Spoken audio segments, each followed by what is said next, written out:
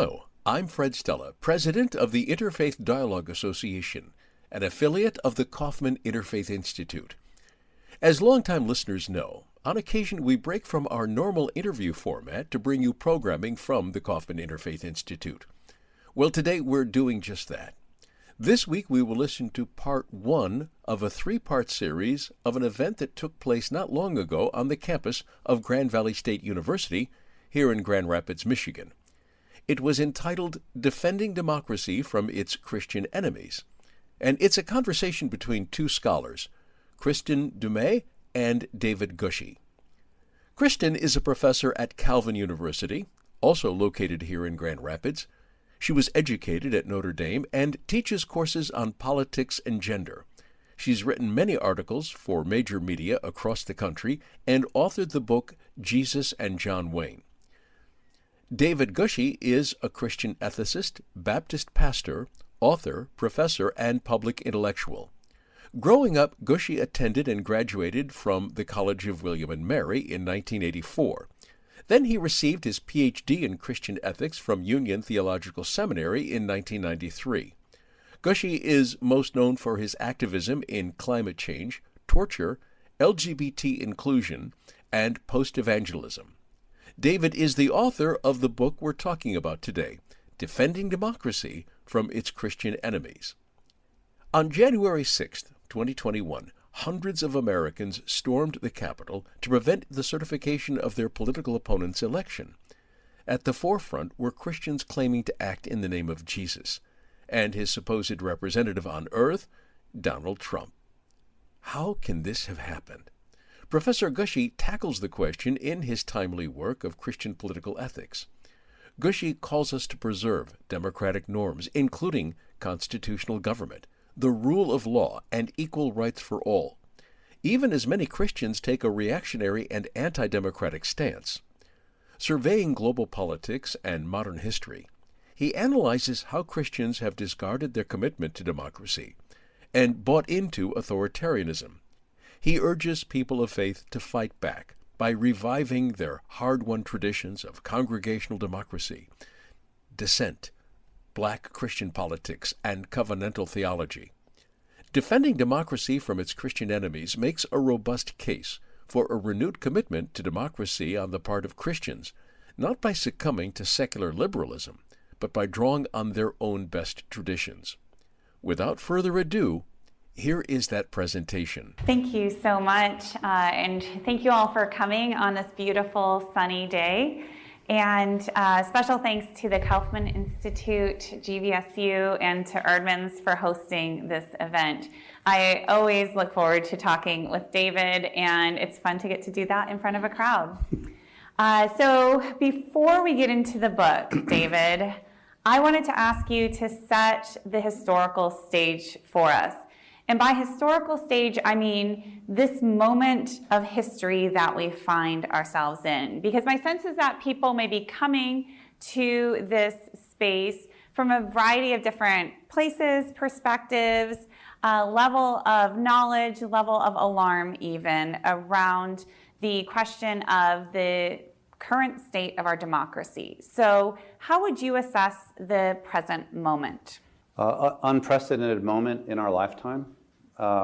In the United States, in which the very constitutional framework that we had taken for granted, the operation of our government, the freedoms that we understand to be guaranteed by the Constitution, and the culture that has supported liberal democracy, all of these are threatened. I would say that it's a moment in which American exceptionalism is giving way to a kind of, or may give way, to a kind of a depressing commonality with the histories of a lot of other countries in which democracy was started, operated for a while, and then was backslid. That's actually what the political scientists say. They use the word backsliding, good Christian word there. Where a country that had been committed to the principles of democracy and the practices of democracy backslides into authoritarianism. And we are at risk of that in a way that I don't think we have any precedent for. We've had voices of people who had authoritarian tendencies, but never at this level. So we join the ranks of countries for whom every election becomes not just a decision as to which person or persons will govern within the settled framework of a liberal democracy with separation of powers and traditions that have solidity and firmness and peaceful transitions of power and lack of political violence and all of that.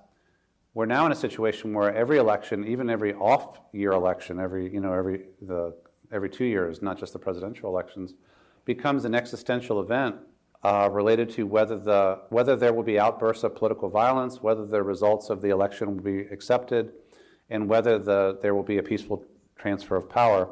And that makes us more like the rest of the world. So if you were against American exceptionalism, well, there you go. We've made it to be like the other nations. So I do think that's the moment that we're in. I think there's a long backstory to how we got to this moment. I know we'll talk about that.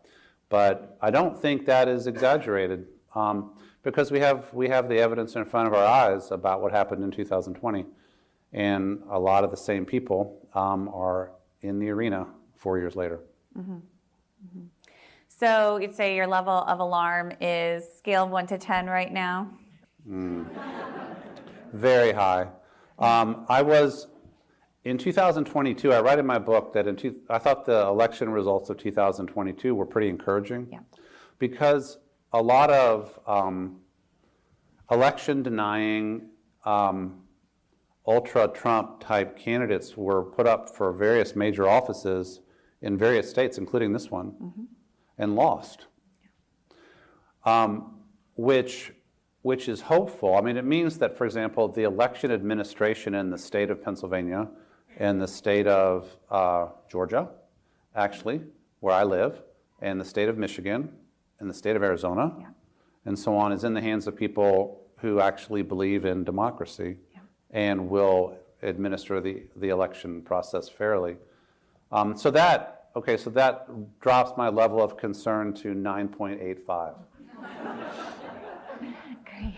And I know you and I were talking before we came out here about, we're both kind of at that point on the scale, and the sense of disconnect that we feel with a lot of people, including a lot of people who are otherwise, fairly engaged, but not tracking really closely what is happening the national level, in terms of organizational networks, at the state level, and down to the local level right now. And I think that's one of our goals here today. And in fact, in a lot of the work that David and I are doing right now is to try to bridge that gap and make all of you rest a little less easily as well. We're here for you. We're here for you. Welcome.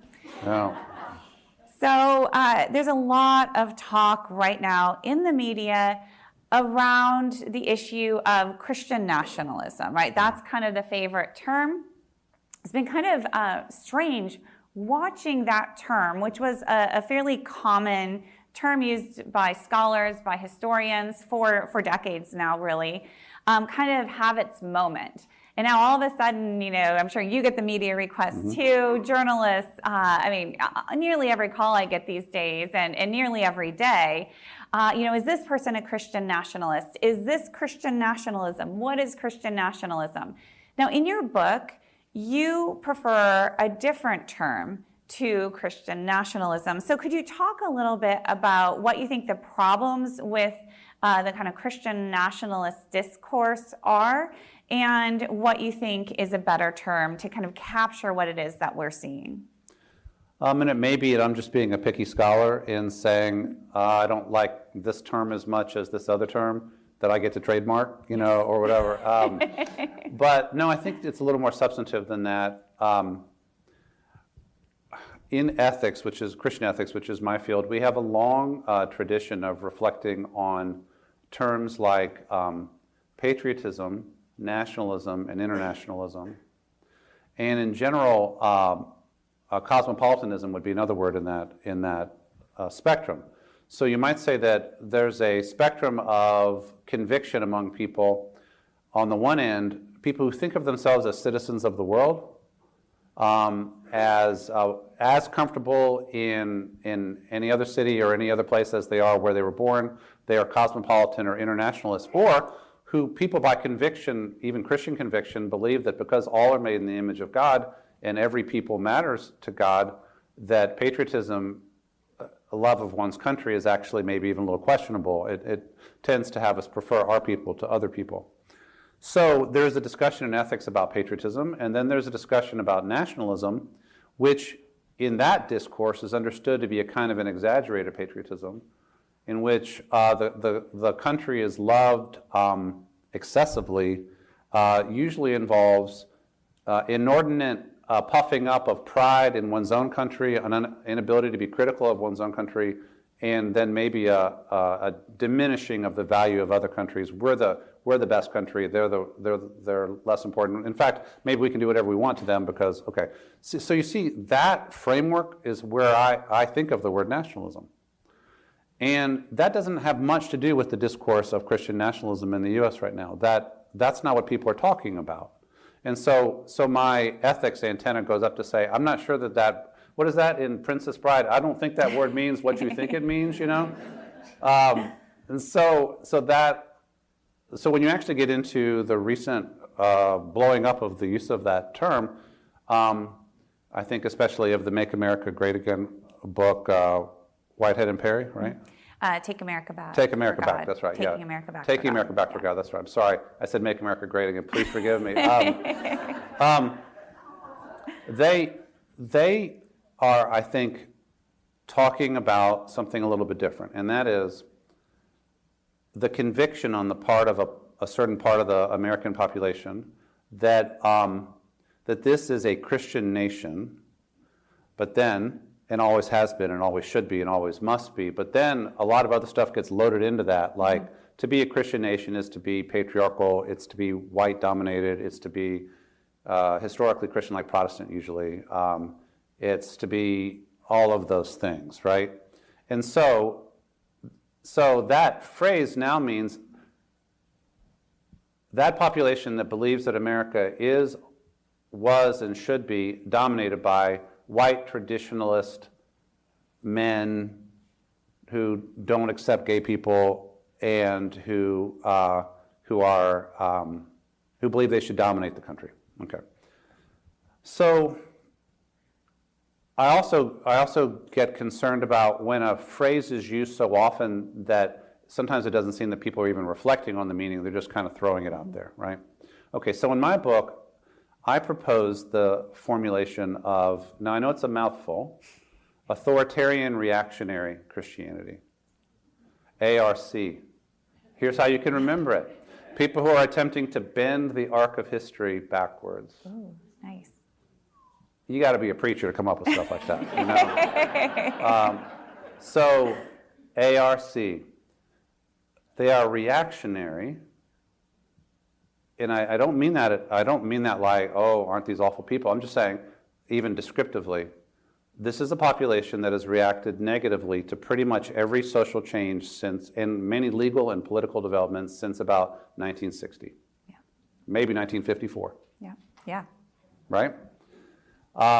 And the accumulating impact of unwelcome social changes, including the sexual revolution, the gay rights movement, maybe the civil rights movement, if they'll admit it, if that's where immigration from non-white countries, the feminist movement, the Supreme Court decision, Roe v. Wade, the Supreme Court decision on prayer in schools, stuff like that, is a growing fireball of resentment.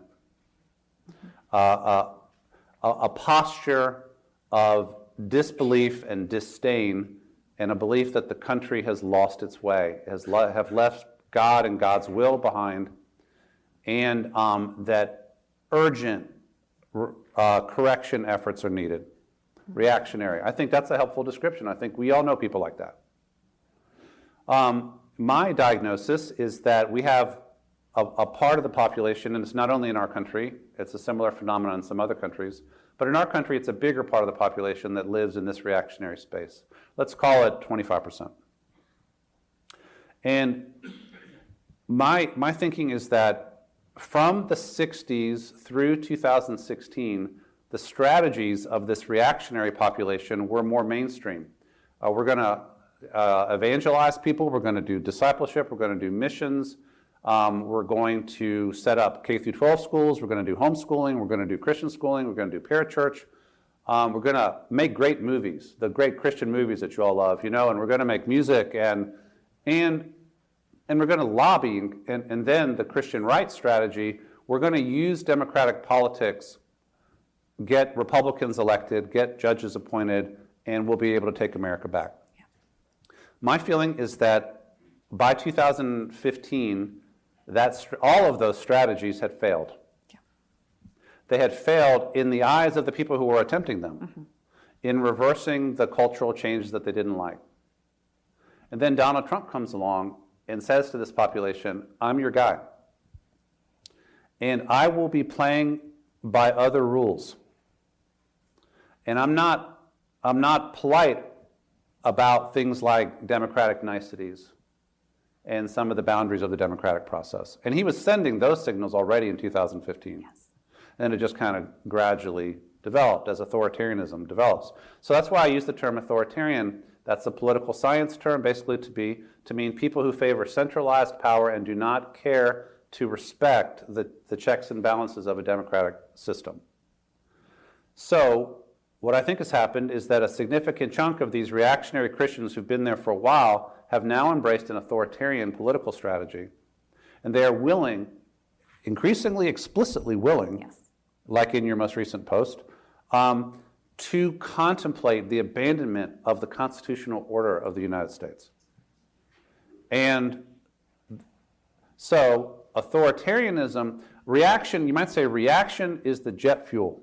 Mm-hmm. Mm-hmm. Authoritarianism is the strategy when you give up on democracy. Yeah. These are Christians, they really believe they're doing the right thing from a Christian perspective, and they are ready to rumble. Yeah. And the significance of Donald Trump, in my view here, is just that he gave permission for an authoritarianism and strategy that had not been acceptable before. Yes. But now, like mushrooms on a rainy day in the forest, people are popping up everywhere with various kinds of proposals as to how to undo the liberal democratic order and how to implement authoritarianism in the United States. The other piece, my book does cross-country comparisons like with Hungary, Poland under the Law and Justice Party, Russia under Putin, Brazil under Bolsonaro, and then some older examples. Mm-hmm. In each case, a reactionary Christian jet fuel is visible in all of those countries, and the idea of a strong man who will come in and give this population what they want more than anything is what helped to make all of those regimes become what they were. And so the link to that term Christian nationalism may still survive in this way.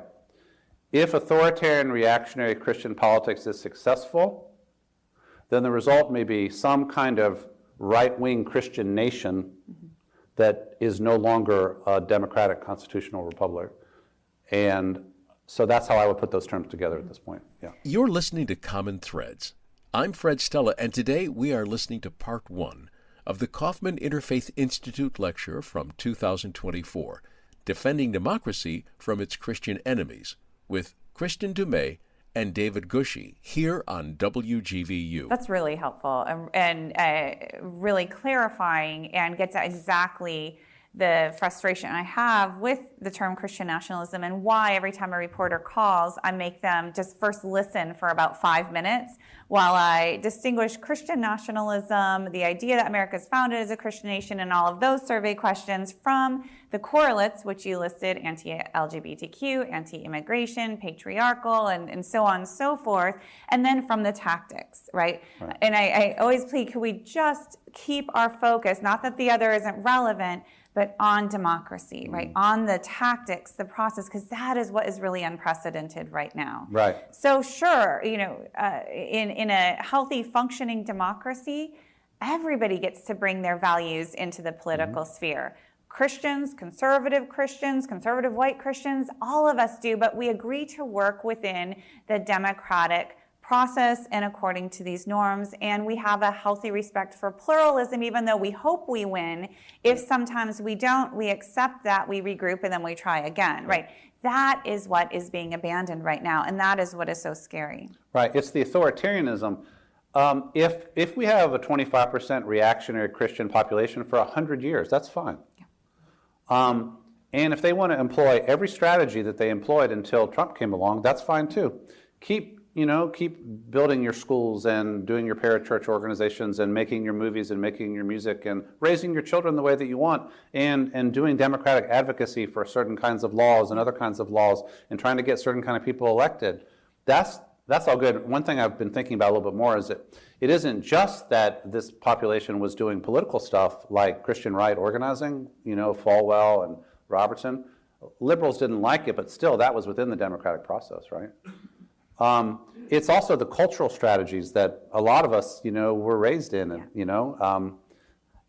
all of that is part of a robust society of pluralism and people pursuing their vision of the good. It's when people are prepared to gut the constitutional order that it becomes a three-alarm fire. And many people, journalists as well as historians, are documenting the plans being drawn up by people who are looking for ways to gut the constitutional order, and they're borrowing ideas and strategies from overseas autocrats like Viktor Orban in Hungary, and even Putin, before he invaded Ukraine, had a certain kind of appeal, maybe still does to some people, right? In some spaces. So in your book, you've already alluded to the fact that you give some history here. And you cover places like Germany and France, where we see this historical right-wing reactionary movement rise up. If you had to distill this into like one or two lessons from history, given your research into those eras, what would they be? What can we learn from the past for our moment? So going back to like the France and Germany discussions in the book, it was mentioned earlier that my dissertation was on Christians who rescued Jews during the Holocaust, and so I did a lot of digging in the 1933 to 1945 period in Germany. But in doing that, any good scholar will discover that 1933, when Hitler came to power, doesn't happen just out of nowhere. It's set up by a number of factors, and the main story is economic collapse and social dislocation, and the Weimar Republic is not seen as effective, but there's a deeper backstory. And the deeper backstory in Germany, and it was similar in some ways in France in the 19th and early 20th century, was a population of people who feel that modernity is mainly bad. Here, the targets to be opposed were called materialism, urbanization, modern capitalism, liberalism, secularization, and there was a lot of anti-Semitism because the Jews were blamed for these cultural changes that these reactionaries didn't like. The weakening of the historically dominant Christian faith is part of the story because if society is not going to be organized around the dominant inherited religion, what will it be organized around? And people were anxious about the declining impact and influence of the churches even in the 19th century and early 20th century, not just now. So anyway, the lesson of history is when people feel threatened by modernizing changes, they can panic. When they panic, they can be more easily seduced by demagogues who promise a reversal of the changes that they don't like. And usually the strategy of the demagogue is to blame specific populations for being the problem. So if we could just deal with them, we could make France great again, make Germany great again. The historic target in Europe was the Jewish people, and this ended up culminating in the Holocaust. But democracy itself was seen as part of the problem. Yeah.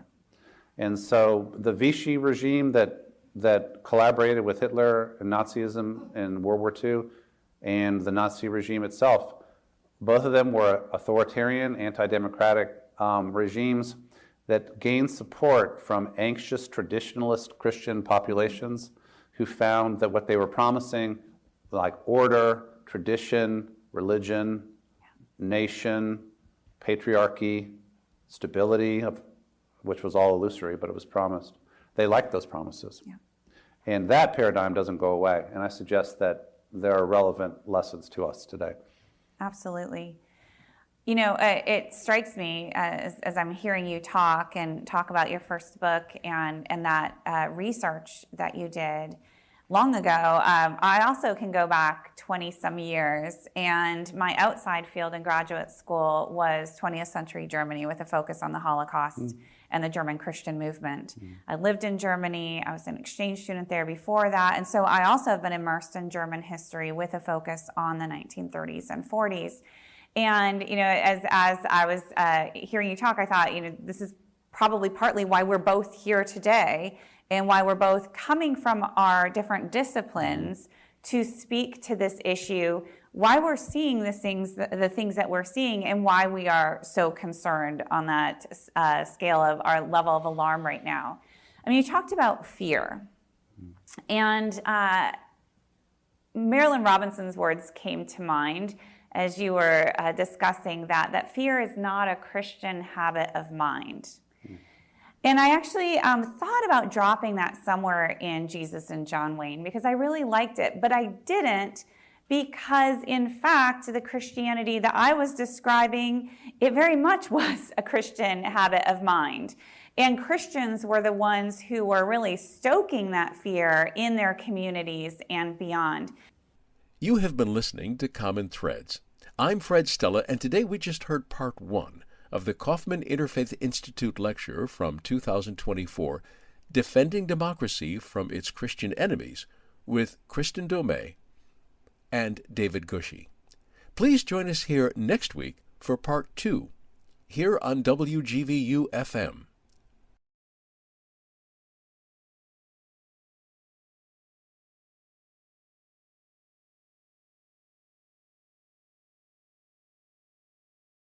Hello, I'm Fred Stella, president of the Interfaith Dialogue Association, an affiliate of the Kaufman Interfaith Institute. As longtime listeners know, on occasion we break from our normal interview format to bring you programming from the Kaufman Interfaith Institute. Well, today we are doing just that. This week we will listen to part 2 of the 3-part series of an event that took place not long ago on the campus of Grand Valley State University here in Grand Rapids, Michigan. It was entitled Defending Democracy from Its Christian Enemies. It's a conversation between 2 scholars, Kristen Domey and David Gushee. Kristen is a professor at Calvin University, located here in Grand Rapids. She was educated at Notre Dame and teaches courses on politics and gender. She has written many articles for major media across the country and authored the book Jesus and John Wayne. David Gushee is a Christian ethicist, Baptist pastor, author, professor, and public intellectual. Growing up, Gushee attended and graduated from the College of William and Mary in 1984. Then he received his Ph.D. in Christian ethics from Union Theological Seminary in 1993. Gushee is most known for his activism in climate change, torture, LGBT inclusion, and post-evangelism. David is the author of the book that we're talking about tonight, Defending Democracy from Its Christian Enemies. On January 6th, 2021, hundreds of Americans stormed the Capitol to prevent the certification of their political opponent's election. At the forefront were Christians claiming to act in the name of Jesus and his supposed representative on earth, Donald Trump.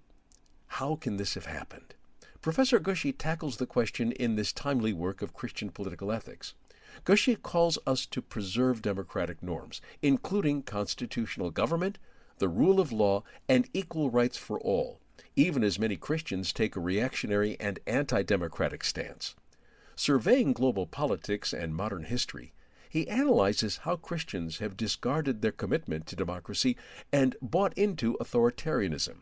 He urges people of faith to fight back by reviving our hard-won traditions of congregational democracy, dissent, black Christian politics, and covenantal theology. Defending democracy from its Christian enemies makes a robust case for a renewed commitment to democracy on the part of Christians, not by succumbing to secular liberalism, but by drawing on their own best traditions. Without further ado, here is that presentation. Now, you're a Christian ethicist. How do you grapple with that tension between how you understand Christianity and how you see Christianity being not just wielded but embraced? I do think that the role of fear cannot be underestimated. When I talk about my book and just kind of do a lecture on it, I start by trying to talk sympathetically about the fears that motivate the reactionary part of the Christian community. And more, I think a way to say it is fear for the future of their children and grandchildren. When you start talking about people being worried about what will happen to their children and their grandchildren, whether they will turn out the way that parents want them and grandparents want them to turn out, you're talking about the most visceral fear that people have. And of course, this fear is being manipulated and stoked. Yeah. But so yes, I do think that the reactionary Christian movement is deeply motivated by fear, yeah. Especially fear for their children. But the broader issue is, I'll just say it directly, just as our society is splitting, tearing, the churches are tearing too. The Christian population is tearing too. And you and I both, I'm sure, would say that the people who hate us the most are our fellow Christians. Yeah. On the other side of the tear. Yeah. And hate is not too strong a word. No. So what I try to tell my students is, I teach seminary students who are preparing for ministry, is that there are various versions of Christianity. There's not one thing called Christianity. And that every time a preacher stands up and gives a sermon or teaches a Sunday school class or writes something, she or he is offering an account, a version of biblical interpretation or of the Christian message. And that I say to my students, you are accountable to do your work well so that from the first person to the last in that sanctuary, they're getting a healthy, Jesus-faithful version of the Christian story. And you will be held to account for that. James 3. He can quote the Bible.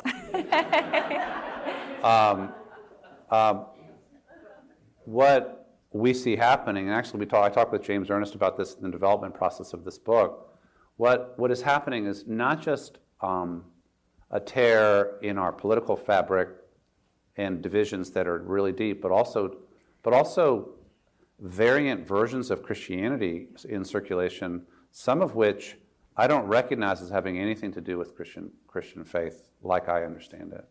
A faith community and a faith tradition is a living thing. It evolves, it moves, it grows, it changes. And any living thing can be hit by cancer, you might say. And what I think is some cancerous versions of Christianity are in circulation right now.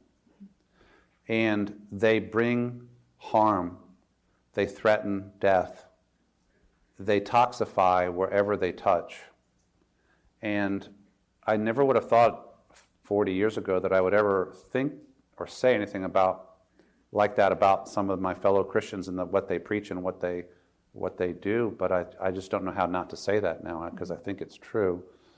And so the tensions across the Christian divide between two groups, both of whom believe of the other, that the version of Christianity that they/we are offering is fundamentally wrong-headed.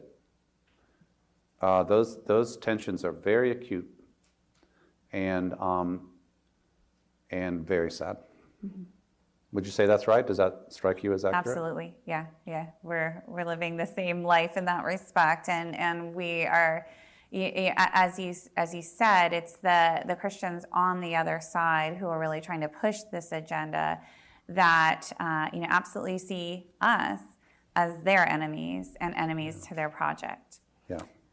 Speaking of enemies, the title of your book. And you already referenced working with James and Erdman's on kind of putting this project together. I'm very curious, as somebody who is no stranger to a provocative subtitle, the conversations that you had, because you all really leaned in on this title. So tell us about your thinking. Did you know right up front this is the title for this book? Did it come along the way? Was there any skittishness on the part of your publisher? Tell us the story of the title. When I was in the process of being appointed to the Free University of Amsterdam, I had the chance to prepare what they call an oratie, an inaugural address. And so it was while I was developing that in late 2021, early 2022, that this title came to me, and that was the name of the address. And that was where I introduced the cross-comparative European studies for that European faculty. And I never could come up with a different title. I never needed a subtitle. I never could come up with a different title. Every alternative struck me as watering down the main point. Yeah. I did get some interesting correspondence recently from somebody from Asia, actually, a Christian from Asia, who said basically, how dare you call any Christians enemies? Yeah. By the end of our correspondence, he got it. He understood how I got there. Yeah. But it is provocative. I would say, what I mainly want to say is, when people explicitly write that they would like to take down the American constitutional order and replace it with a godly Puritan, theocratic, Caesarist republic or quasi-republic or autocratic state, then I consider such a person an enemy to democracy, an enemy to the constitutional order, just factually. Right. I don't like to think of any group of people as my own enemies. But the book is about enemies to the democratic system. Right. Yeah. Right. Yeah. And it is provocative. Petitions. I spoke recently someplace, and a petition was gathered to prevent me coming because of the title of the book. Right. They hadn't read the book, but that's not uncommon, right? Story of my life. Yeah. Story of my life. Yeah. No.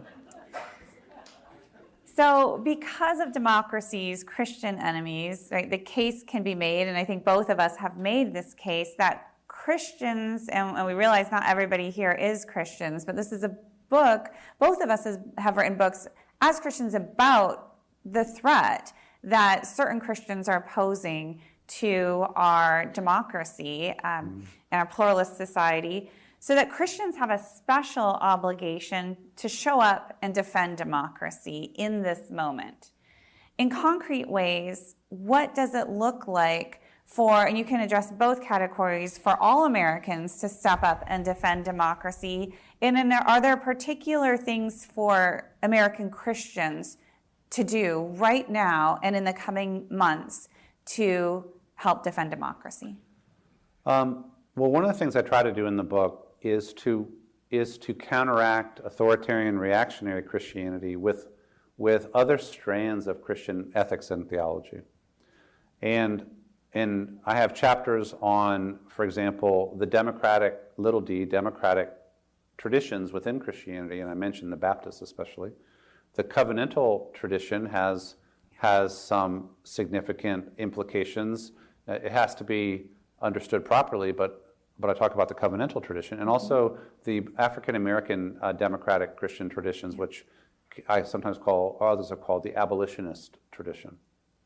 So I gave a talk last night. I called it From ARC to DCA, Democratic Covenantal Abolitionism. Friends, come on down. So what I want to say is we have resources within our tradition. Within our tradition. We don't have to like call in secular people to help us figure out how to defend democracy. There are pro-democratic traditions within Christianity. The congregationalist democratic strand, the covenantal strand, and the abolitionist strand are ones that I mentioned, but there are others as well. So we need to make the case again from within the framework of Christian thought for democracy and why Christians have supported democracy. Why people like C.S. Lewis and Reinhold Niebuhr made arguments for democracy. They're quoted in the book. C.S. Lewis, I quote, he says, I am a Democrat because I believe in the fall. Yeah. I mean, Calvinists can really lean in here, right? I feel very, we have our own, it's the evil out there and the evil in all of us that is the strongest argument for That's why democracy. You need to diffuse power, because if you centralize it, then people are going to abuse their power. Yeah. And what happens is the authoritarian temptation is, well, maybe those bad people would centralize it in a bad way, but our guy would do it fine, right? So that's one thing. But I also think we have to clarify that not every voting issue is of the same level of significance. It's kind of like, I keep wrestling for analogies. Let's say you're playing whatever game. If you're within the game, you could have different strategies and different, you might think this strategy was better, you might try that, but you're in the game. Authoritarianism ends the game of liberal democracy, and you start a different game. That is a systemic threat, which must rank above inflation rates and how you feel about immigration policy or tax things or whatever. And so we have to be able to judge the difference between a systemic threat to the whole system versus specific issues within the system. So vote on the basis of protecting democracy until the threat to democracy is no longer there. Yeah. You're listening to Common Threads. I'm Fred Stella, and today we are listening to part 2 of the 3-part Kaufman Interfaith Institute lecture from 2024, Defending Democracy from Its Christian Enemies, with Kristen Dumais and David Gushee, right here on WGVU. Now, with respect to working inside Christian spaces, because that's where, the fight is happening to a certain extent, at least one of the places, you're also aware of the fact that power dynamics within Christian spaces mean that doing so can really come at a cost. And you are no stranger to the cost of running afoul of certain power structures and orthodoxies. Could you talk a little bit about maybe your past experience in that respect and what it was like to pay a price? Do I have to? No, you don't. I will. No, I will. I mean, the first death threat I ever got was when I didn't mean to hear yeah. So we start there, right? I mean, I remember when I began giving lectures on the Holocaust as a brand new professor, getting neo-Nazi threats, and it has periodically come back. And the atmosphere of intimidation is, I think, worsening. Social media has provided a platform for anonymous and not anonymous people to organize, to intimidate and threaten. It's become, in fact, one of the main markers of a transition from a democratic liberal order to an authoritarian order is when violence and threats of violence become a routine feature of public life. Yes. And that has been unleashed in the last few years.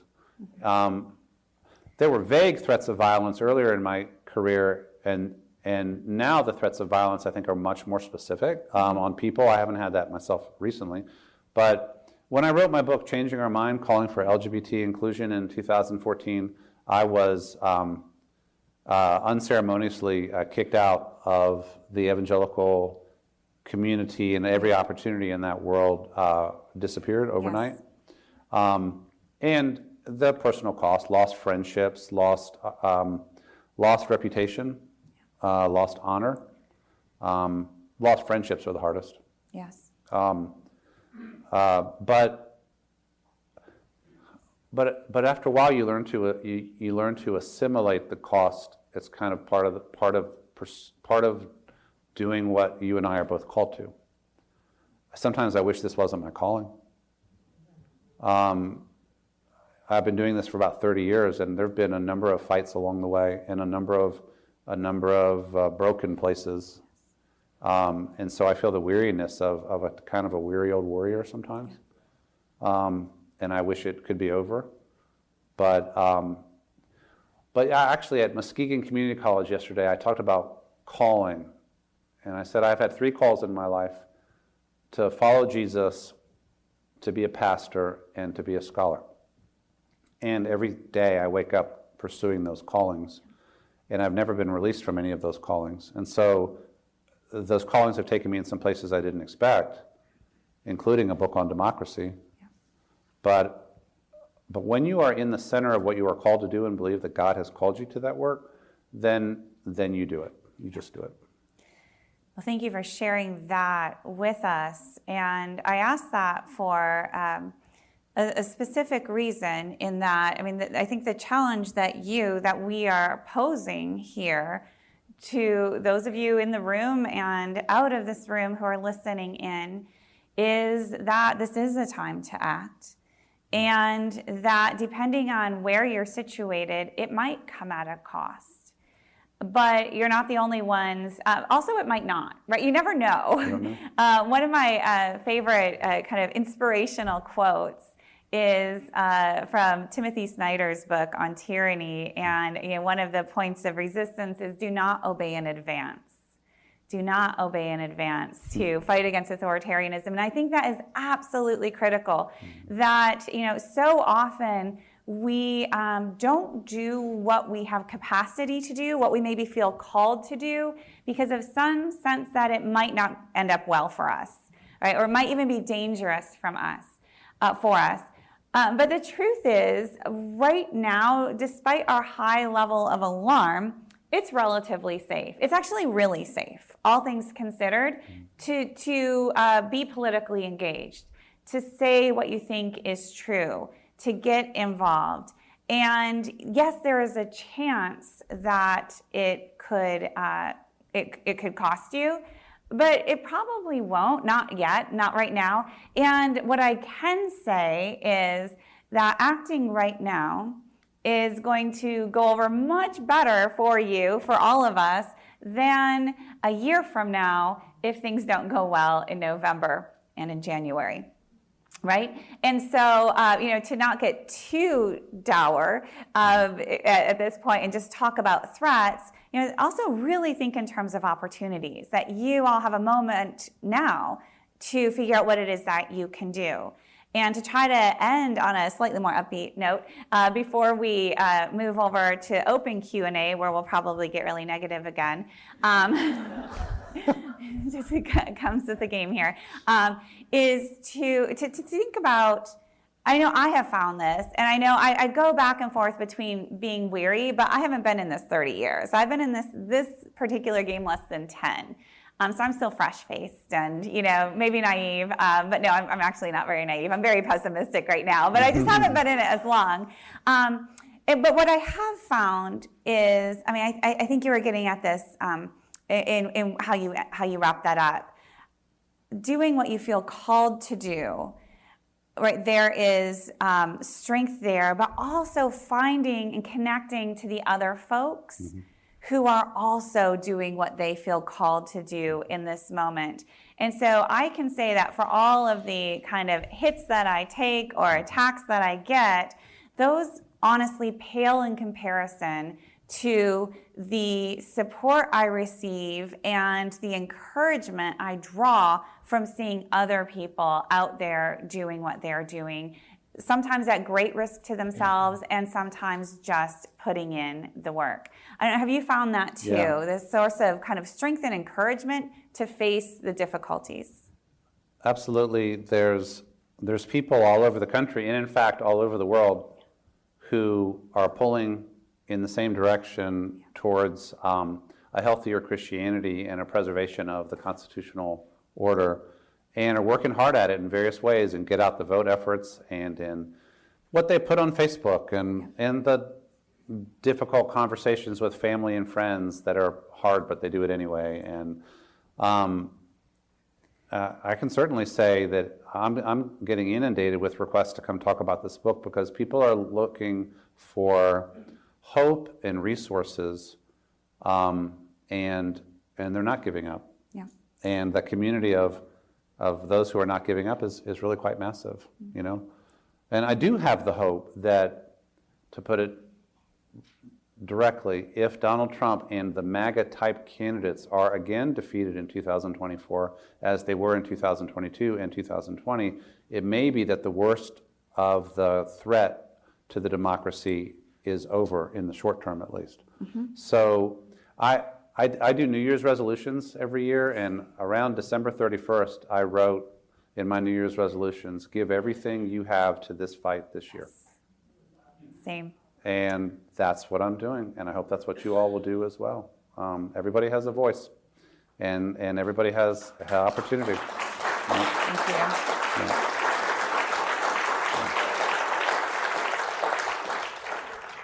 Thank you both so much. I was so absorbed in everything that you were saying that I almost forgot I was going to have to come up here and ask the questions, but I didn't quite forget that.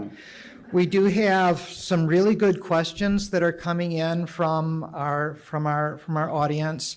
My colleague Will Hearn is sort of putting things on my screen here, and these questions that we have before us, just know that answer them at whatever link you like, but don't try to expand, and you don't have to kill time. There are more good questions, Right. Okay? So, and these questions, the ones that I see so far, could be addressed by either of you or both of you. So you kind of look at yourselves and decide who's going to talk right now. I'll just ask the questions. One question is, at times it feels like we who consider ourselves thoughtful and rational are playing a different game than the authoritarian nationalists. Essentially, we have rules and they don't. Yes. How might we arrive at a level playing field? Kristen?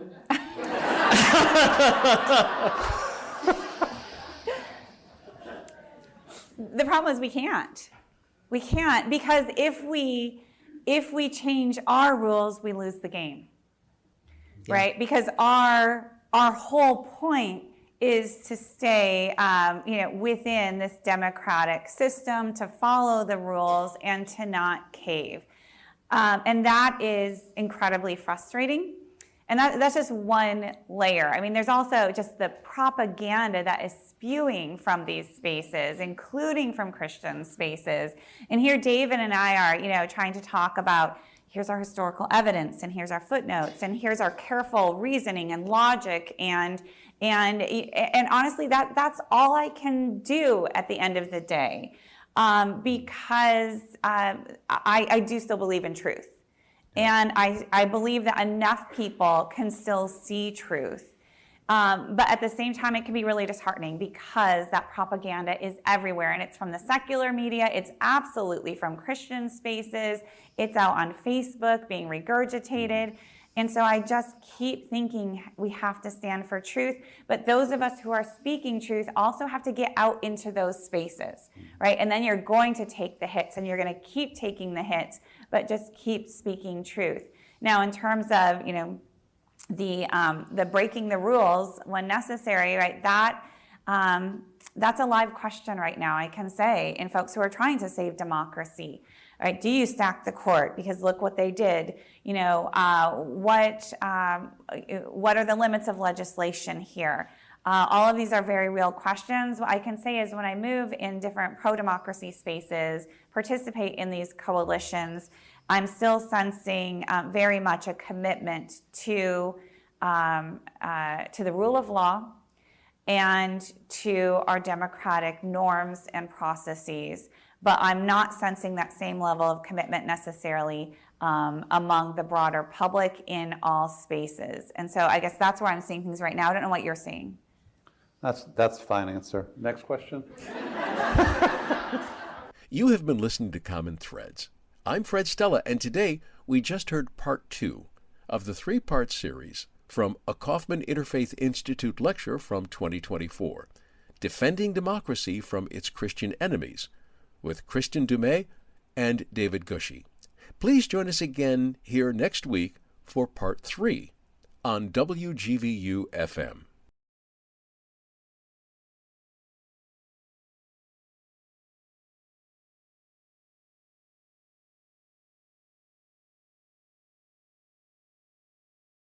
Hello, I'm Fred Stella, President of the Interfaith Dialogue Association, an affiliate of the Kaufman Interfaith Institute. As longtime listeners know, on occasion we break from our normal interview format to bring you programming from the Kaufman Interfaith Institute. Well, today we are doing just that. This week we will listen to Part 3 of the 3-part series of an event that took place not long ago on the campus of Grand Valley State University, here in Grand Rapids, Michigan. It was entitled Defending Democracy from Its Christian Enemies. It's a conversation between two scholars, Kristen Dumais and David Gushee. Kristen is a professor at Calvin University, located here in Grand Rapids. She was educated at Notre Dame and teaches courses on politics and gender. She's written many articles for major media across the country and authored the book Jesus and John Wayne. David Gushee is a Christian ethicist, Baptist pastor, author, professor, and public intellectual. Growing up, Gushee attended and graduated from College of William and Mary in 1984.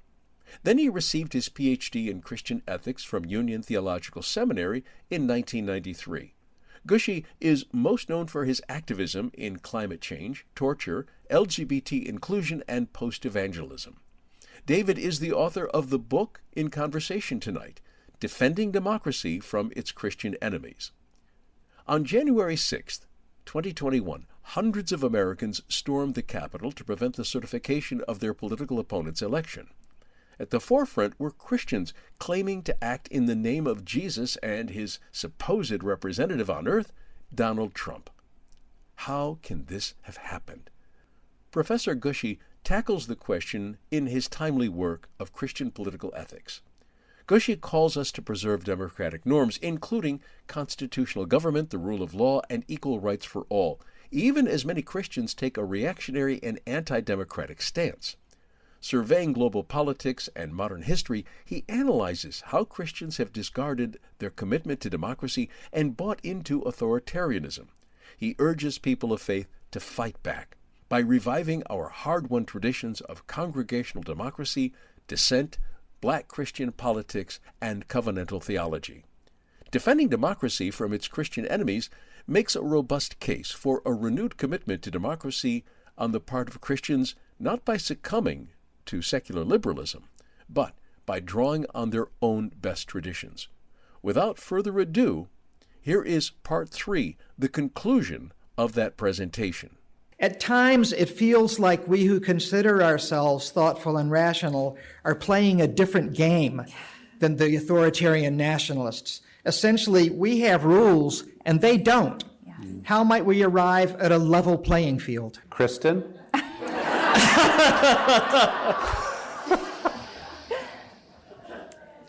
The problem is we can't. We can't, because if we change our rules, we lose the game. Yeah. Right? Because our whole point is to stay within this democratic system, to follow the rules and to not cave. And that is incredibly frustrating. And that's just one layer. I mean, there's also just the propaganda that is spewing from these spaces, including from Christian spaces. And here David and I are, trying to talk about, here's our historical evidence, and here's our footnotes, and here's our careful reasoning and logic, and honestly, that's all I can do at the end of the day, because I do still believe in truth. And I believe that enough people can still see truth. But at the same time, it can be really disheartening because that propaganda is everywhere. And it's from the secular media. It's absolutely from Christian spaces. It's out on Facebook being regurgitated.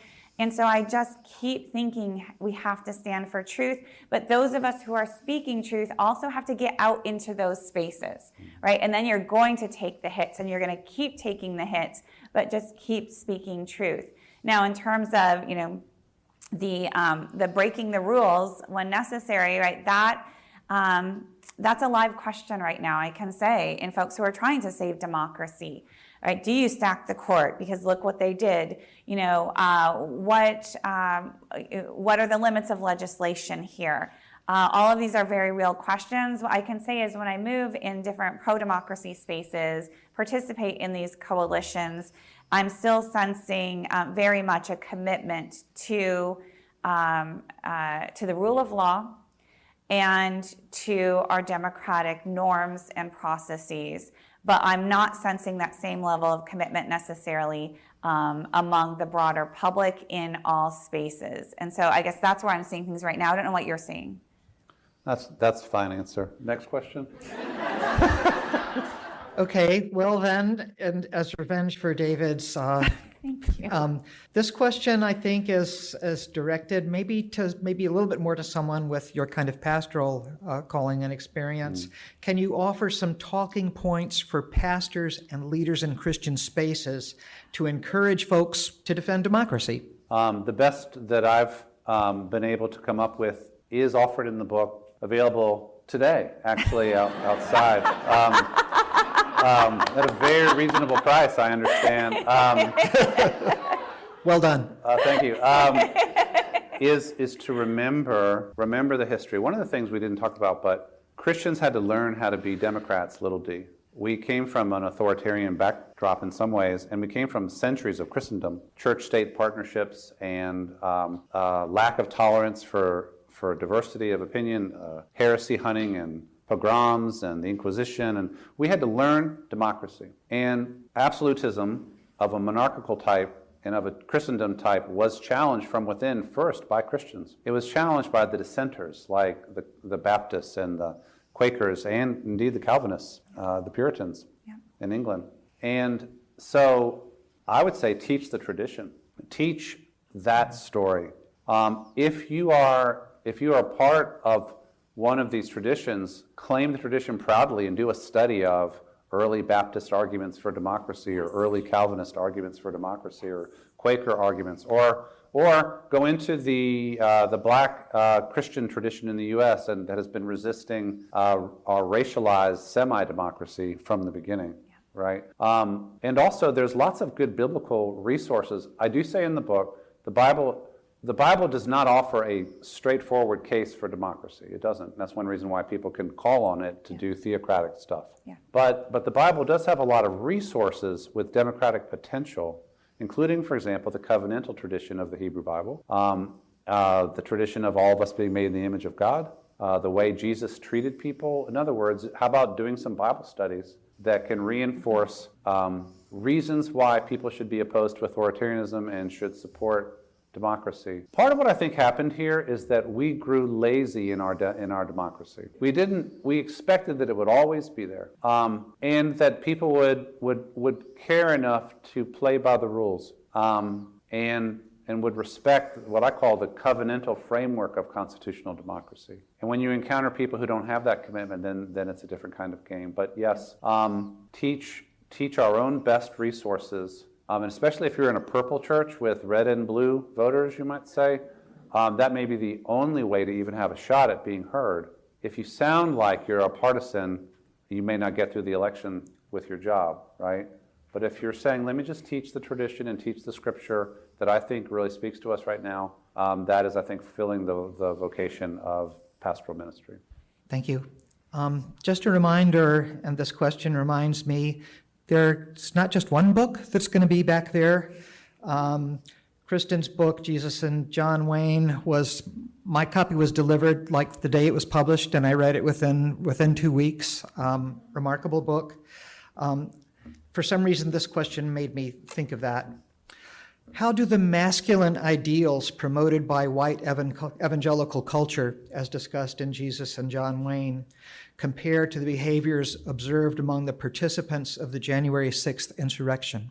Yeah, well, I was watching footage on that day, like I'm sure most of you were as well. And then I spent a lot of time looking at images and video from that day. And the Smithsonian actually has a wonderful collection of visual materials and sound recordings from that day that focuses on religion at January 6th at the insurrection. And one of the posters that jumped out at me was this yellow like handmade poster that had a picture of, let's see, it was like of William Wallace / Trump holding the severed head of Karl Marx. So there's a lot going on in it. But if you've read Jesus and John Wayne, you know that the William Wallace imagery is just, it runs through and through modern evangelicalism in terms of this warrior masculinity. And which is to say, right, it's a pretty good fit. Which isn't to say that anybody who is a Christian and likes the movie Braveheart, may as well have been at the Capitol on January 6th, right? That's not how this works. But there are these resonances, these ideals that are just that have been inculcated and just for generations now inside these spaces. God is a warrior God, and men are made in His image, right? Every man has a battle to fight.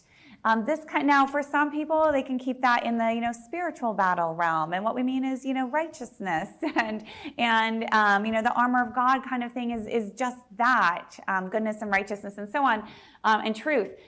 For others, it's a very small leap into this kind of actual militancy. And what we see right now is the survey data is making very clear that white evangelicals, right, more than other demographics here, have higher levels of comfort with political violence right now.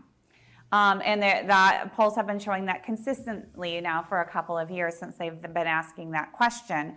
So what is the connection between these ideals of warrior masculinity and a readiness to either personally perpetrate violence, or, as is the case for the vast majority, right, they're not out there on January 6th, but they're also not vocally condemning what they saw. They are not drawing that line of violence is absolutely off the table here, right? Instead, I watched my spaces very closely, like white Christian spaces on that day. That's what I was doing. I was watching the screen, and then I was also watching on social media that folks that I know, in networks that I know, what are they saying? What I saw first was denial, right? This is a false flag operation, Antifa. And then that didn't really hold much water. And then I saw a whole lot of silence, just not saying anything. And then bubbling up a little bit, little justification. Not that I condone that, but kind of have a point, right? And so that's the kind of thing that I look for, which is to say, right, it's not a direct one-to-one connection, but it's also not incidental. This kind of warrior masculinity, fundamentally, it's an understanding of power, right? And then when we look at Christianity, what is a Christian view of power? When we look at the life of Christ, the incarnation, how does power function? And it's not grasping power over, it is the divestment of power. So I think there's a fundamental conflict there. You're listening to Common Threads. I'm Fred Stella, and today we are listening to Part 3, the conclusion of the Kaufman Interfaith Institute lecture from 2024, Defending Democracy from Its Christian Enemies, with Christian Dumais and David questions, Gushee, here on I would characterize WGVU first FM. as theological, and the next is sociological, maybe. A question that has a theological core. Christian nationalists believe in eternal life for the righteous seems to incentivize them to destroy secular institutions because they don't believe anything here on earth actually matters anyway. How can one find a middle ground in order to reason with people who think like that? I don't think that's exactly how this is working at this point. I think that in general, fundamentalist and conservative evangelical Christians, in the U.S. at least, made a transition from an otherworldly, what really matters is the next life posture to a deep interest in what's happening here. Jerry Falwell symbolized that transition in the 70s.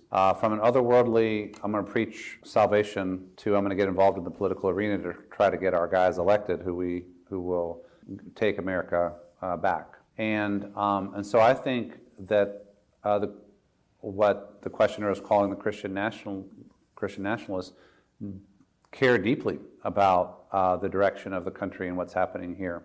In fact, I would go so far as to say that a lively sense of any other dimension of Christianity, the dimension of spirituality, the dimension of eternity, the dimension of mysticism, and is actually weaker than it's ever been.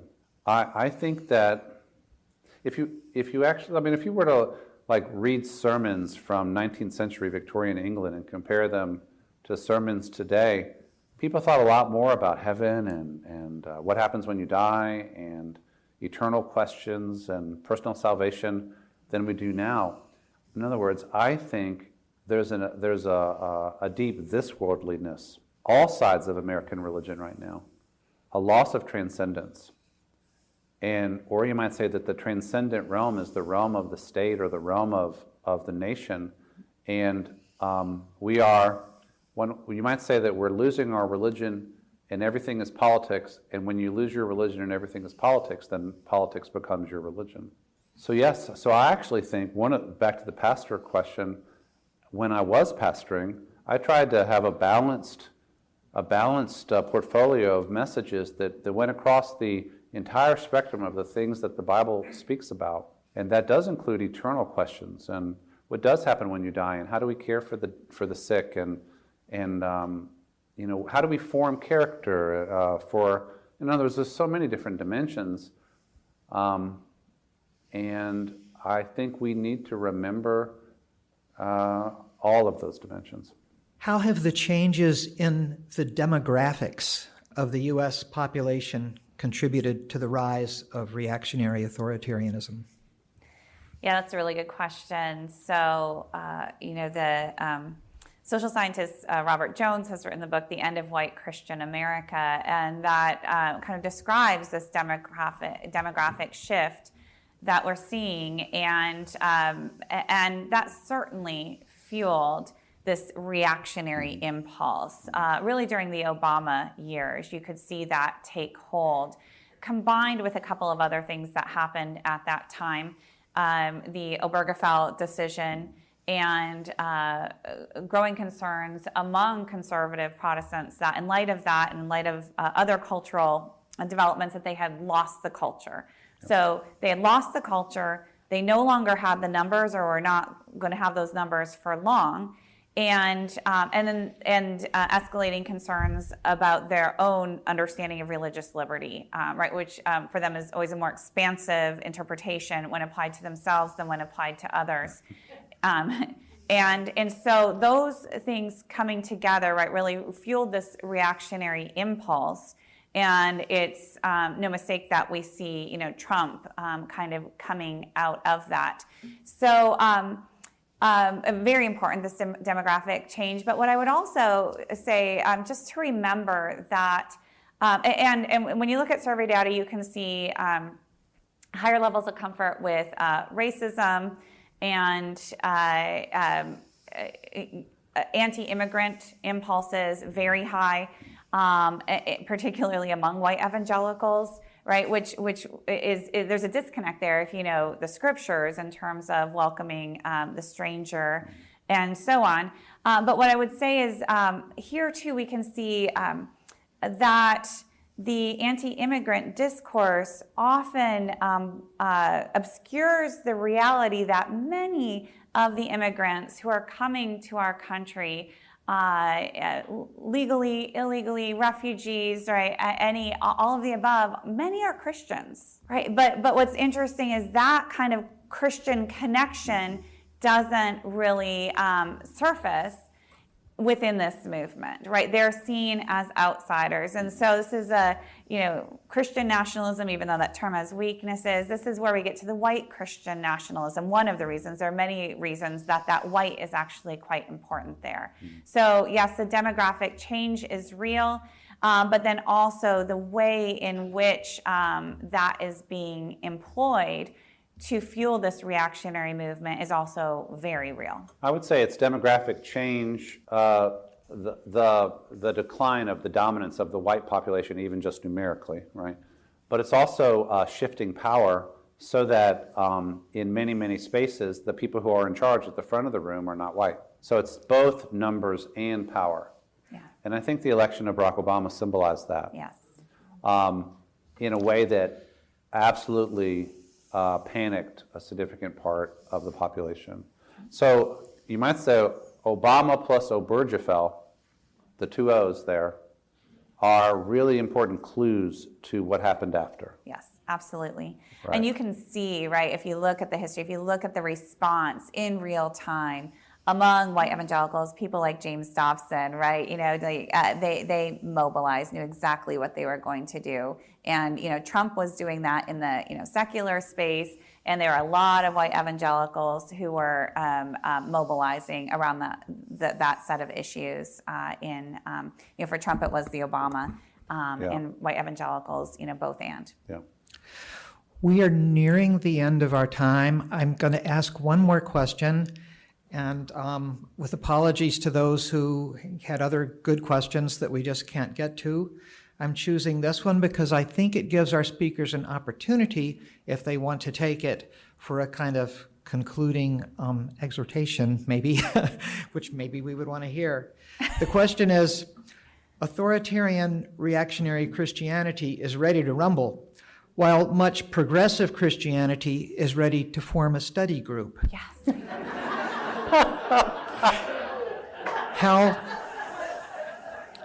How can we vigorously engage and resist such a highly energized movement now?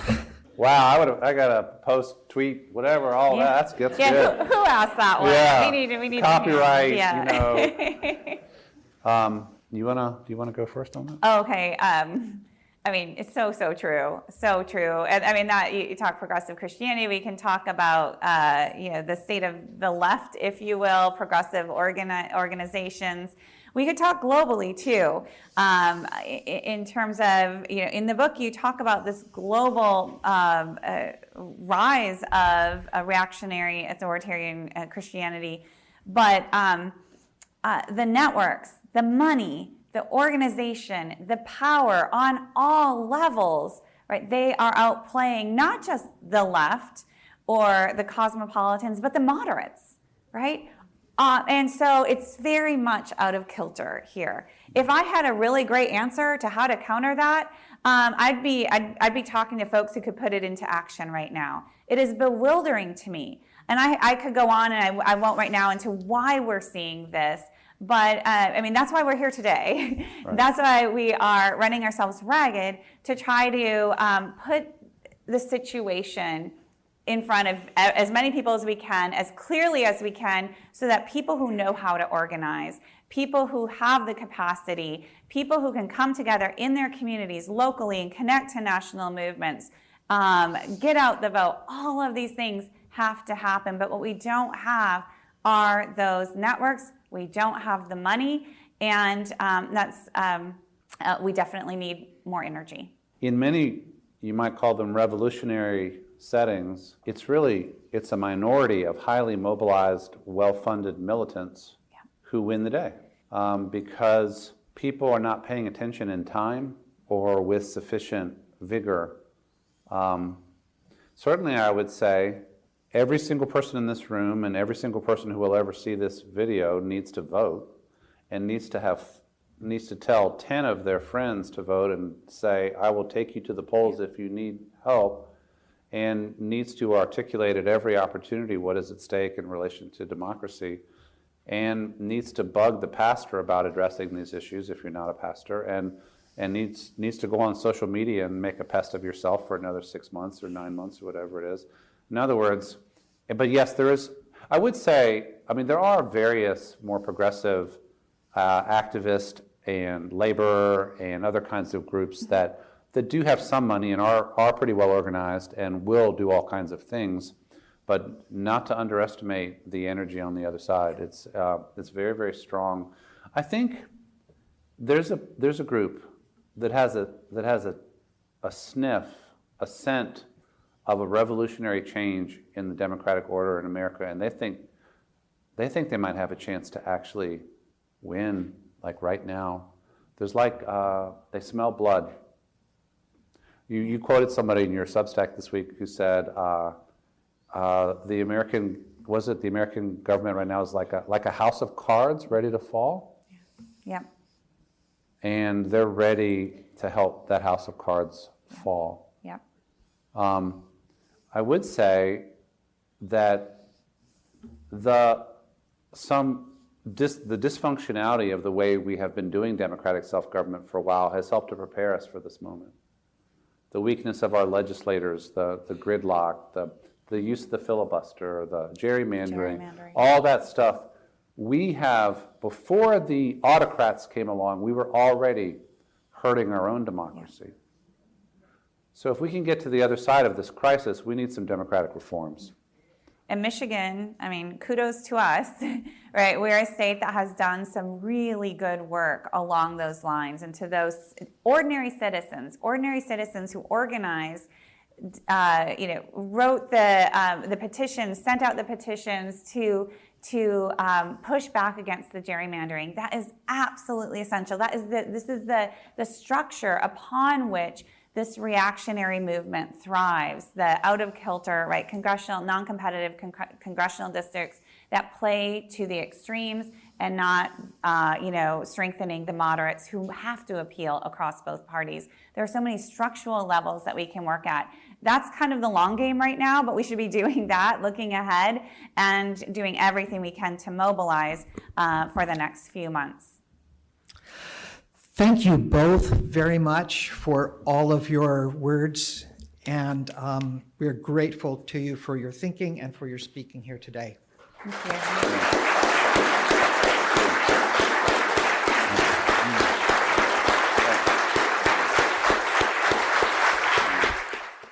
You have been listening to Common Threads. I'm Fred Stella, and today we completed our three-part series of the Kaufman Interfaith Institute lecture from 2024, Defending Democracy from Its Christian Enemies, with Kristen Dumais and David Gushee. Please join us again next week as we return to our interview format here on WGVU.